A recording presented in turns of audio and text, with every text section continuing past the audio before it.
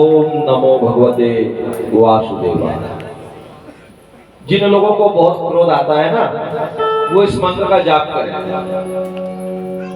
जिन लोगों को हमेशा चिड़चिड़ी आती रहती है, वो इस मंत्र का जाप करें। जिन लोगों के मन में हमेशा शीघ्रता बनी रहती है कोई भी काम की, वो इस मंत्र का जाप करें। ये मंत्र हृदय को निर्मल बनाने वाला है, मन को कमल की तरह खिला देने वाला है। इस मंत्र का जाप जब करते हैं तो मन में परम शांति मिलती है। वायु तत्व का मंत्र है, भगवान श्री हरि का मंत्र है। इस मंत्र का जप मन को निर्मल कर देता है। और कोई व्यक्ति कितना भी क्रोध करने वाला है, अगर इसका जप 40 दिन भी कर लिया तो उसका क्रोध शांत होने लगेगा। तो जो लोग बच्चे भी अगर क्रोध करते हैं तो इस मंत्र का जप करें। श्री ध्रुव जी महाराज प्राणों को जीतकर प्राणायाम करते हुए इस मंत्र का मन ही मन जाप करते हैं। मंत्र जाप का अपना विधान है। अगर हम मुख से बोले और हमको ही सुनाई आए, इसको उपासु जप कहते हैं। मुख से बोले और हमको ही सुनाई आए, यही जप करना सबसे अच्छा है आज के हिसाब से। यूं तो 4 वाणी होती है। एक वाणी में हम आपसे बात कर रहे हैं, ये वेखरी वाणी है। दूसरी वाणी होती है मध्यमा, अर्थात हम बोले और हम ही सुने। तीसरी वाणी होती है पश्यंती। इस वाणी में जब हम जप करने लगते हैं तो हम सामने वाले के मन की बात जानने लगते हैं। ये वाणियां समझे। जब पश्यंती वाणी में जब होने लगेगा तो हम सामने वाले के मन की बात समझ जाएंगे। और एक होती है परावाणी। परावाणी में जब हम जप करने लगते हैं तो हमारी बात भगवान से होने लगती है। जो वेखरी वाणी है, हम बोल रहे हैं, आप सुन रहे हैं, ये वेखरी वाणी है। मन ही मन जप कर रहे हैं, ये मध्यमा वाणी है। और जब हृदय से होने लगे, जब मुंह भी ना हिले, कंठ भी ना हिले, केवल हृदय से नाम निकले, बिल्कुल मौन, तब होती है वो पश्यंती। और जब आप हृदय में स्थित होकर के जप करते हैं तो पश्यंती वाणी क्या करती है? पश्यंती का मतलब होता है पश्य यानी देखना, पश्य धातु, पश्य यानी देखना। तो हम सामने वाले के मन की बात को जान लेते हैं। और परा का मतलब होता है परमात्मा से बात करने वाली। तो परावाणी नाभि में स्थित होकर की जाती है, नाभि में ध्यान को ले जाया जाता है। ये सब योग की बातें हैं। आज के समय में व्यक्ति योग नहीं कर सकता। आज के समय में व्यक्ति पान सुपारी तंबाकू तो छोड़ नहीं पाता। आधा घंटा बैठ तो पाता नहीं, 4 बार पांव बदलता है। फिर आसन कहां से सिद्ध करेगा, योग कहां से सिद्ध करेगा, प्रत्याहार कहां से करेगा, धारणा कहां से लाएगा। लेकिन प्रयास करें, करत करत अभ्यास के मति जड़ हो तो सुधार। जो जड़ मति रहती है ना, वो भी धीरे धीरे ज्ञान में आने लगती है। और रसरी आवत जात नहीं, सिल पड़त निसारा। गांव में जो लोग रहते हैं वो जानते होंगे कि पहले कुएं में एक लकड़ी का पाट या लोहे की बरसी रख देते थे मोटी वाली, और उसमें से रस्सी से पानी खींचते थे। पानी खींचते खींचते उसमें निशान बन जाते थे, गहरे गहरे निशान बन जाते थे। रसरी आवत जात नहीं, सिल पड़त निशान। जब पत्थर पर निशान पड़ सकता है बारीक सी कोमल सी रस्सी का, तो भगवान के नाम का निशान आपके हृदय पे कैसे नहीं पड़ेगा? बोलिए जय श्री राधे। भगवान का नाम आपको बदल के रख देगा, आपके प्रारब्ध को बदल के रख देगा, आपके कर्मों को बदल के रख देगा, पूरा परिवर्तन कर डालेगा। ध्रुव जी महाराज ने यही किया, प्राणों को जीत लिया। पहले माह में 3 दिन में, 3 दिन के अंदर, 3 दिन और 3 रातों में कभी एक बार बेर या केच का फल आता है, उसका भोजन कर लिया करते। दूसरे माह में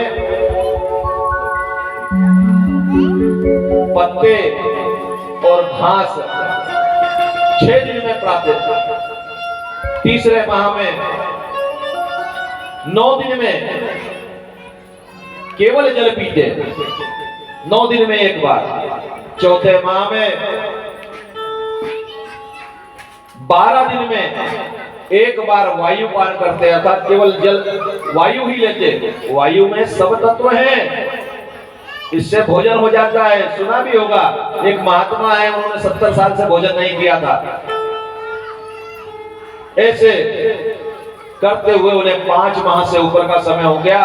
सारे देवताओं को उनकी प्राण वायु जब बंद हो गई, क्योंकि भगवान हृदय में आ गए उनके, और भगवान जब हृदय में आए उन्होंने सांस लेना भी बंद करा, केवल भगवान को देखना शुरू करा, तो सारे देवता घबरा गए। विचार करने लगे कि हमारे शरीर में ऊर्जा क्यों नहीं आ रही, ताकत क्यों नहीं आ रही, सांस लेते क्यों नहीं बढ़ रही। ब्रह्मा जी के पास पहुंचे। ब्रह्मा जी कहते भैया यही हालत हमारी भी है। बोले अब क्या करें? बोले भगवान के पास चलते। श्री हरि के पास पहुंचे। तब भगवान ने कहा कि ध्रुव ने अपने भजन के प्रताप से अपने हृदय में मुझे बंद कर लिया है और नेत्र बंद करके सांसा रोक ली है। यही कारण है कि जब मुझे उनके हृदय में बंद होना पड़ा तो तुम लोगों को ऊर्जा नहीं मिल रही है। तो बोले क्या करें? बोले अब मुझे जाना होगा। भगवान आए ध्रुव जी के सामने, नेत्र नहीं खोलते हैं, आंख बंद है, हृदय के अंदर भगवान को देख रहे हैं, लेकिन नेत्र नहीं खोलते। भगवान ने अपना रूप उनके हृदय से हटा दिया। तो एकदम से घबरा करके आंखें खोली तो क्या देखते? सामने भगवान जी खड़े हुए, शांत आकारम भुजगशयनम। ऐसे नारायण हरि खड़े हुए हैं।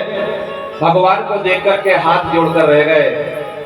छोटा सा बालक, गुरु ने ज्ञान दे दिया, नाम दे दिया, वो मंत्र करता रहा, लेकिन कोई स्तुति तो आती नहीं। भगवान ने अपना शंख उनसे स्पर्श कराया और उनके मुख से भगवान का गुणगान निकल पड़ा। वे गुणगान करने लगे कि हे प्रभु, आप चर अचर संपूर्ण जगत में निवास करने वाले हैं, आप ही संसार के मूल हैं, आप ही संसार के तरु हैं और आप ही संसार में जगह जगह व्याप्त हैं। बहुत प्रकार से ध्रुव जी ने स्तुति करी। कुछ रोज के बाद में ध्रुव जी को लेने के लिए महाराज उत्तानपाद हाथी पर स्वयं गए। और जब महाराज उत्तानपाद गए तो जिस माता ने कहा था कि तुझे अपने पिता की गोदी में बैठना है तो मेरे गर्भ से आना होगा, वही माता ने सबसे पहले स्वागत किया।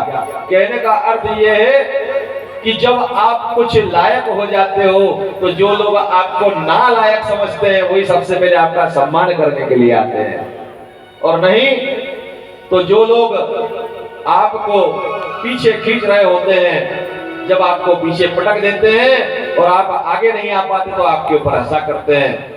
तो ध्रुव का मतलब है निश्चय बुद्धि। अगर आपको किसी प्रकार से ऐसा मन में आता है कि किसी कारण से आप पीछे हो रहे हैं तो आप अपनी बुद्धि को ध्रुव कर लें, मजबूत कर लें, और जो आपकी कमजोरी है उसी को आगे बढ़ाएं और कमजोरी से ही अपनी ताकत बनाएं। यही ध्रुव का अटल सत्य और आदेश है। ध्रुव आदेश इसी को कहा जाता है। ध्रुव जी महाराज घर पर आए, पिता ने उनको राज्य दे दिया, कई वर्षों तक राज्य करते रहे। राज्य करने के बाद में उनका छोटा भाई था उत्तम, यक्ष से युद्ध में वो मारा गया। ध्रुव जी महाराज ने बहुत दिनों तक युद्ध करा। कहा तो यहाँ तक जाता है कि 36,000 वर्षों तक ध्रुव जी महाराज ने राज्य करा। और जब युद्ध करा तो स्वयं मनु जी महाराज आए और उन्होंने यक्षों से युद्ध रुकवाया। युद्ध रुकवाने के बाद ध्रुव जी महाराज अपना राजकाज करने लगे। राजकाज के बाद मृत्यु के शीश पर पग रख करके वे भगवान के परम धाम को गए। ऐसे ध्रुव जी महाराज की कथा माताओं को इसलिए सुनाई गई कि यदि आप अपने बालकों को ऐसे ध्रुव जी महाराज की कथा सुनाती हैं तो वो छोटे छोटे बालक भगवान की भक्ति की तरफ मुड़ जाएंगे। और जब भगवान की तरफ मुड़ जाएंगे तो एक बात जान लो कि वो व्यसन की तरफ नहीं जाएंगे। आजकल तो सरकार में बड़ी बड़ी दुकानें लाइट लगवा के ना किनारे किनारे रोड के चालू करवा दिए। पहले तो भाई कोने कामरे में रहती थी ऐसी दुकानें, आजकल तो रोड पे बड़ी दुकान बना करके खड़ी कर दी है। और बच्चों का मन इतना कोमल होता है कि वो पान सुपारी की दुकान पर टंगे हुए पाउच के देख करके भी इच्छा होती कि इसको सब बड़े लोग खाते, मैं भी खाऊंगा। क्योंकि बच्चे के मन में एक ही बात होती है, मैं बड़ा कब होऊंगा। बच्चे के मन में यही बात होती है कि पापा खाते, मैं भी खाऊंगा, बड़ा हो जाऊंगा। तब वो जल्दी से जल्दी बड़ा होने के लिए ऐसी चीजों को खाने जाता है, वो जल्दी से जल्दी बड़ा होने के लिए ऐसी चीजों को पीने जाता है। और जब ऐसी चीजें आपके चारों तरफ है, आपके पड़ोस में अगर कोई चला गया, वो अगर मदरा पी करके आता है, तो ये बात मत समझना कि आपके घर में नहीं आएगी, आज नहीं तो कल आएगी। जैसे पहले टीवी एक के घर में आई थी, सबके घर में आ गई, फ्रिज एक के घर में आया था, सबके घर में आ गया, मोटरसाइकिल एक के घर में आई थी, सबके घर में आ गई। ये चीजें सबके घर में आने वाली है, इसलिए जो चीजें ज्यादा गलत लगती है उनसे बच जाना। अगर तुम सोचो कि उसके घर तक आ गई, मेरे घर तक नहीं आएगी, तो ये गलती है। माताओं अपने बच्चों को ध्रुव जी महाराज की कथा सुनाना। और एक बात बताता हूँ, आजकल माताएं क्या करती हैं, अपने बच्चों को चुप और शांत कराने के लिए मोबाइल दे देती हैं। कुछ रोज पहले कोरोना काका आया था, उस समय स्कूलें बंद हो गई। स्कूलें जब बंद हुई तो काका की सेवा में सबको मोबाइल पे पढ़ाई करवाई। सरकार का आंकड़ा कहता है कि 85% बच्चों ने अश्लील वीडियो देखे। जरा विचार करें कि 85% लोग अगर अश्लील वीडियो देख रहे हैं, तो आपके समाज में लोक लज्जा कहां रहने वाली है। बचो, बचाओ, अपने बच्चों को बचाओ, अपने नस्लों को बचाओ। अगर अपने बच्चों को नहीं बचाया तो जिनको देख करके आज तुम हंसते हो कि बचपन में सिखाया होता तो आज तेरे गाली नहीं बकता तेरी औलाद, कल हमारी स्थिति हो जाएगी। अपने बच्चों को ध्रुव जी की कथा सुनाओ, प्रहलाद जी की कथा सुनाओ। इसलिए विशेष रूप से पूरा ध्रुव जी का चरित्र बताया। ध्रुव जी के चरित्र में उनके 2 पुत्र हुए। एक पुत्र का नाम शिशुमार वत्सर था, और दूसरे पुत्र का जो नाम था, जो भ्रमी का पुत्र था वत्सर, वो उनके वंश में आगे चल गए महाराज अंग हुए। और अंग महाराज अपने पुत्र से, उनके पुत्र का नाम था वेन, जो बहुत ही क्रोधी, बहुत ही कुटिल और बहुत ही ज्यादा बुरे कर्म करने वाला था। वो बाल्यकाल से ही यहाँ वहां जाता और छोटे छोटे बच्चों को यहाँ वहां ढकेल करके उन्हें मार दिया करता। जब आखेट के लिए जाता तो कई जीव जंतुओं को मार देता। इस बात से दुखी होकर महाराज अंग वन में चले गए। अब जब वहां के मंत्री आदि लोगों ने देखा कि महाराजा अंग नहीं है, तब राजा वेन को बना दिया गया। राजा जब वेन बना तो इतना कुटिल और क्रोधी राजा बना कि उसने अपने यहाँ पर बहुत सारे कर लगा दिए, लोगों को कष्ट देने लगा, सामान्य जन परेशान हो गया। पूजन पाठ भजन तक के ऊपर उसने पाबंदी लगा दी। जिन ब्राह्मणों ने उसका राज्याभिषेक के समय पक्ष लिया था, क्योंकि मंत्री नहीं चाहते थे कि वो राजा बने, क्योंकि मंत्री जानते थे कि जब राजा बनेगा तो लोगों को कष्ट पहुंचाएगा। मंत्रियों का मत नहीं था, लेकिन उन ब्राह्मणों ने कहा कि राजा का पुत्र ऐसे राजा बनना चाहिए। और जब वो राजा बना तो उसने भजन पूजन तक रोक दिया, और भजन पूजन जब रुका तो ब्राह्मणों को क्रोध आया। ब्राह्मण उसके पास गए, प्रजा उनके पास आई थी कि आपने ही इसे राजा बनाया है, आप जाकर के कहिए कि ये किसी प्रकार से लोगों को राहत दे। जब पहुंचे तो उन्हीं पर क्रोध करने लगा। ब्राह्मणों ने हुंकार से जब उसे श्राप देना चाहा तो उतने में ही उसकी मृत्यु हो गई। और जब मृत्यु हुई तो उसकी माता उसके शव को संभाल कर रखने लगी। कुछ दिनों के बाद में ब्राह्मणों ने जब देखा कि चारों तरफ चोर बढ़ गए हैं, चारों ओर चोरियां होने लगी है, लुटेरे इकट्ठे हो गए हैं, तब उन्होंने राजा वेन के मृत शरीर से उनकी जंघाओं को मथा। और जब जंघाओं का मंथन किया तो उनके मंथन से एक छोटे कद का पुरुष उत्पन्न हुआ, जिसके जबड़े बड़े थे, नाक छोटी थी, कद छोटा था, काला रंग कुरूप रंग था। उसने हाथ जोड़कर पूछा कि मेरे लिए क्या आज्ञा है। तब ब्राह्मण कहने लगे, निषद अर्थात वो निषाद हुए और उन्होंने महाराज वेन के संपूर्ण पाप को अपने शीश पर रख करके वन की ओर चले गए। जब भुजाओं का बंधन हुआ तब उससे एक स्त्री और पुरुष दोनों भुजाओं से, एक भुजा से स्त्री एक भुजा से पुरुष उत्पन्न हुए। दाहिनी भुजा से जो पुरुष उत्पन्न हुआ उसका नाम था प्रतु और बाईं भुजा से जो स्त्री उत्पन्न हुई उसका नाम था अर्ची। वे महाराज प्रतु धर्म के अनुसार, ब्राह्मणों ने जब उन्हें महाराज बनाया तो धर्म के अनुसार आचरण करते हुए पृथ्वी का पालन करने लगे। लेकिन जब अयोग्य राजा हो जाता है, अनीति करने वाला राजा हो जाता है, तो प्रकृति भी उसके ही जैसी हो जाती है। धरती ने इतने में क्या करा, राजा वेन के राज्य में धरती ने अपने अंदर सारे बीजों को समाहित कर लिया। पृथ्वी देवी ने अपने में सारे बीजों को समाहित कर लिया और जब बीजों को समाहित कर लिया तो कहीं भी अन्न धान नहीं बचा और अन्न धान ना बचने के कारण चारों ओर हाहाकार हो गया। प्रजा बारंबार हाहाकार करने लगी। तब राजा प्रतु ने पृथ्वी के क्रोध करा। पृथ्वी ने गाय का रूप लिया और आगे आगे चली। महाराज प्रभु अपने रथ पर चढ़कर उसके पीछे धनुष बाण लेकर के बढ़े। आखिरकार पृथ्वी ने जब देखा कि कोई उपाय नहीं है, पृथ्वी को दसों दिशाओं में महाराज प्रभु ने पीछा किया, तो जब कोई उपाय न दिखा तब उस समय पृथ्वी उनकी शरण में आई।